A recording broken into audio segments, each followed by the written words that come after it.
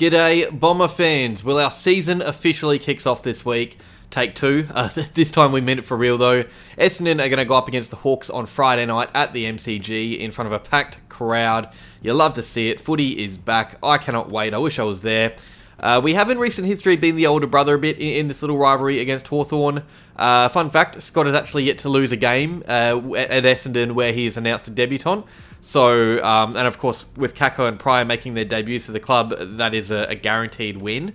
But no, it does seem like the Hawks have a really good chance here to flex their muscles after an impressive win at the SCG against the Swans. I'm excited, but I'm also a bit nervous about how this game could play out. Those Hawks look pretty damn good right now. So we've got a round one match preview. And also just before we start, I want to give you the rundown of how content will go from now on.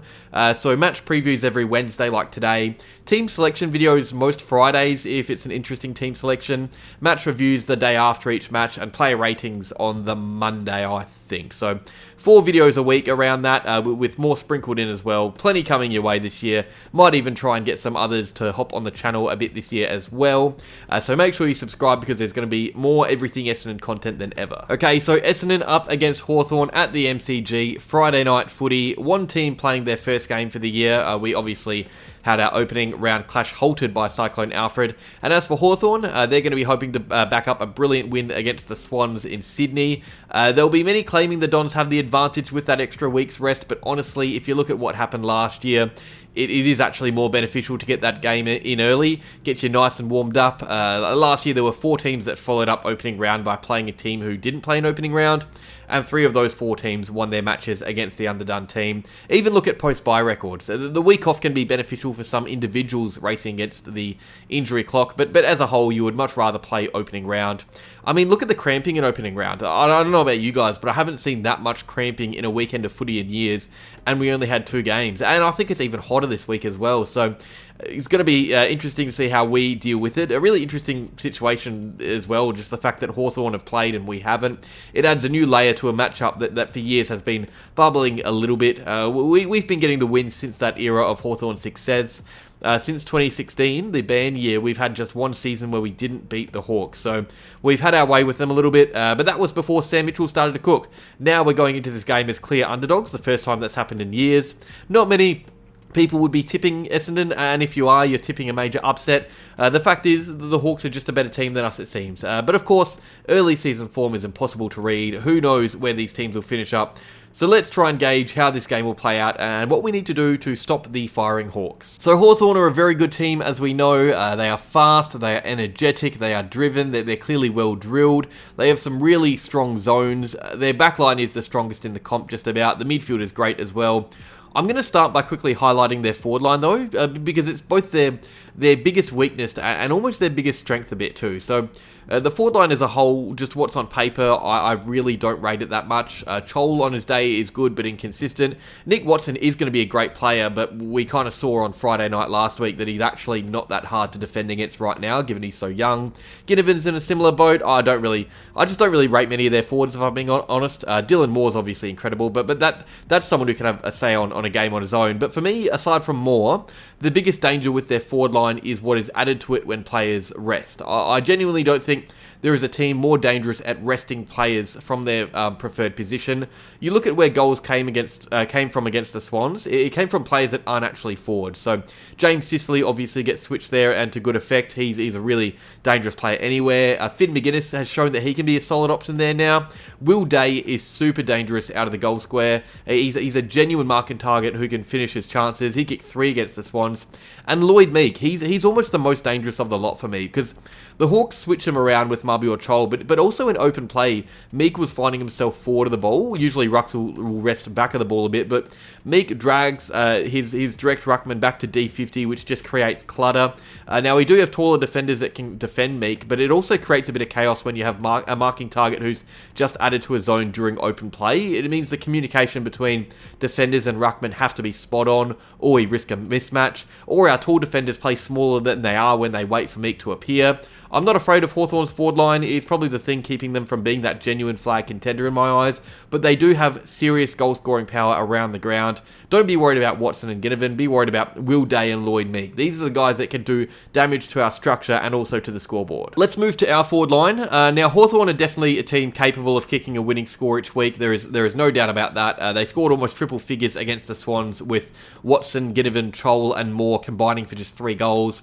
The question is, can Essendon kick a winning score against a team like Hawthorn? For starters, their backline is fantastic. It's so good they have to throw All-Australian interceptor up forward.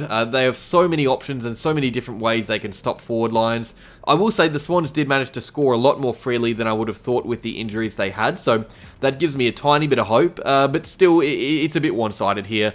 The Hawks usually win the territory battle, which means their defenders have less to do, but even if we get 40 to 50 inside 50s, we still need our marking targets just to break even against such good defenders. And I love Nate Caddy. I think he's going to be great, but right now, we're relying on first and second year players to impact the game for us to get scores on the board. You look at our practice matches so far, Caddy and Kako have been the main scorers pretty much, and if not them, it's Tom Edwards, who's also yet to play a game of footy. We're such a young team, which means in certain zones we're relying on young players, and I just think Hawthorn's defence is too good to give up multiple goals to Caddy and even guys like Draper and Langford. On ground level, it's a different story. I think this is where we can try and exploit the Hawks for their height. We have some fast and nippy forwards.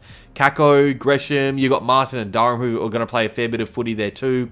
Perkins. I think on ground level we honestly have the advantage in our forward line. They're a very tall defence, which means of course they're a slower back line, aside from guys like Amon and Impey. We just need to apply that pressure that we have been applying all pre-season, because the Hawks are a very efficient team at scoring from turnover, and to stop that, we need to make sure that their disposal chains are broken up before they become too dangerous. The way to do that is simply apply serious heat to whoever has the footy. That's where Kako in his first game becomes crucial. He's almost one of our most important players on Friday night. I think it's just tough to see how our forwards can put up a winning score, though. We need everyone to play out of their skin. That's why I'm a bit iffy about us making finals this year. I just think forward of the ball, so much needs to improve, especially against good defences like Hawthorn. I can't see us hitting triple figures again. If we win this game, it's going to be a scrappy one, I reckon. A solid 80 to 70 scoreline or something. And I can't see us holding the exciting Hawks to a score that low either. And look, if we win, I think it'll have to be because of our midfield. There is no way we win this game but lose the midfield battle, I think. If that happens, we have to start doubting Hawthorn a bit more, because they're a seriously good team in open play. Hockball is fantastic, but we do have a chance to run over them in the guts a bit on Friday night, and people will point to Hawthorn's really strong midfield. But Warple injured is pretty big. It means Day probably has to spend more time in CBAs. Now, Parrish is probably a bigger loss than Warple, but it's still a hit to depth for them more just because, ours has been out for longer. We've had Sartas in that role all pre-season. Essendon have always been a decent centre-bounce team. We score well from them. 4th best in the comp, I believe, last year. Hawthorn, not so much. They're predominantly a turnover-based team. And Sydney did kind of give you a blueprint as to how you can score against the Hawks, because they lost the clearance battle pretty heavily, but they scored 52 of their points from stoppages, and that is a genuine heap when you think about it. It's honestly a bit worrying for Hawthorn. The comp average last year was in the 30s, so to score 52, to see a team really get to work at stoppages and centre bounces, while also missing some of their best players, that gives you an insight as to how you can beat the Hawks. Or how you can score against the Hawks, I should say. They actually dominated the clearances, but Sydney were making theirs count a lot more. So if we can get 30 to 40 clearances and hope that 10 to 20 are strong and dangerous, that is a great way to hit the scoreboard and kill a system that thrives when the ball is moving. Hawthorn's defence is great at defending a moving footy, but clearly there are some struggles when it's 6-6-6 at a centre bounce or stoppages. The more stoppages, maybe the better for Essendon, I think. And then that's odd to say, because you'd say Hawthorn's midfield is probably stronger. And I guess it's not because it suits our game, getting those stoppages, but also I think maybe just it doesn't suit Hawthorn's as much. So this puts more importance on the games of Merritt and Caldwell and Durham and Sartas, all these guys. Nick Bryan as well. That guy has to go up against Lloyd Meek on the weekend, and he is huge.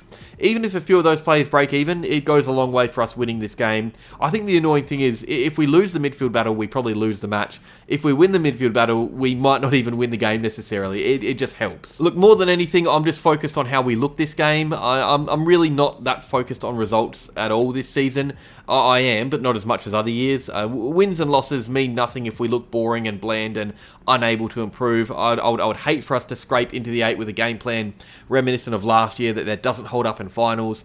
I'd much rather see us grow in areas that need growing, even if it means we're closer to the bottom 4. So games like this are great tests for the club and great experience for our young up-and-coming players. We're going to be a young team. We're going to be inexperienced. The Hawks have so many strong players. I just want to see us live up to the test and not completely crumble. Low bar, but I just don't think we're as good a team as Hawthorn right now. I know many will say we can win, and that's a good feeling and good optimism to have, but I just don't see too many avenues for us winning this game of footy. Hawthorn can have a bad day and win this game, and I don't think we can do that. Last year, it was the opposite a bit. I remember we were pretty poor in round 1 and we got the job done against them. This year, the same thing could happen to them, and I think if we lose, it's because the Hawks are probably playing poorly, or it's because we're playing out of our skin. Everything, if we are to win, everything would have to be firing, everyone up and about. But even if one zone is down, I think the Hawks can pounce. I can't see us winning if we're leaky in defence, but Hawthorn can win even if they concede a few extra goals. I can't see us winning if we aren't dangerous in front of goals, but the Hawks definitely can. So there is so much that can happen for the Hawks to win, but we only have a few scenarios or ways to get the job done. I just think we need to be brutal at the contest. We need to be scary almost, which for a young team is tough. We need to be composed down back because they have some serious pace around the ground that can kill us on the way back towards goals. And of course, we need to be taking our chances, even the chances we shouldn't be taking. This isn't a game where you can kick as many behinds as goals. If we win, we got to be clinical inside 50. That's where Martin and Durham can hopefully help out. Okay, so team news. For them, there's only really one change you'd think. James Worpel has hurt his ankle and will be out for a month. He will likely be replaced by Josh Ward. I think that's all they're going to do at the selection table, though. As for us, a few things. So we probably line up pretty similar to how I predicted last week. I had the predicted team on screen before, but the only talking points really are Harry Jones, who is or was a test. He had a sore glute and may have missed Gold Coast if that game went ahead. Also, Peter Wright's injury, he was likely going to be left out anyway, but the option of having him play against that tall defence is now gone. As for players that are fit, the one question is whether or not we use Ben Hobbs, who's performing well, or if we bring in Setterfield to tag Will Day. And speaking of Will Day, let's talk some danger players for the Hawks. Day is definitely one. He looks incredible. He's great in the guts, great resting forward. I do also want to give some love to Lloyd Meek again. I think he has a chance to really bully Nick Bryan. He's a big boy, that Meek. And the last one is Carl Amon. He was fantastic against the Swans. He's definitely a player who we need stopped in open play. As for us, Merritt, obviously, Ridley is fit too, and against a poor forward line, he could really have a say when intercepting. Also, Nick Martin, he's looking primed for a big year, Martin. Him on the forward flank could really be dangerous for the Hawks. So who wins this game? Probably Hawthorn. I don't really think there is too much to think about here.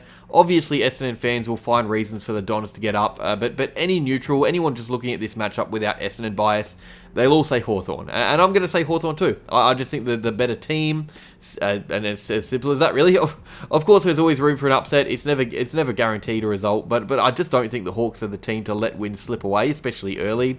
They look hungry. They're pretty brutal as well. They don't just win, they pile it on you. There's definitely the chance of a blowout in this game. I could see it getting ugly. Of course we can win, but as I said before, it's just harder to find avenues to victory for Essendon than it is for Hawthorn. I think the Hawks get the job done with ease. I reckon they win by 35 points. And hopefully, if I'm proven wrong, it's because we're a bit closer. But yeah, let me know what you think down below. Who do you think will get the dub on Friday night? Leave the predictions down in the comments. That is all. Like if you enjoyed, subscribe if you're new, and go Bombers.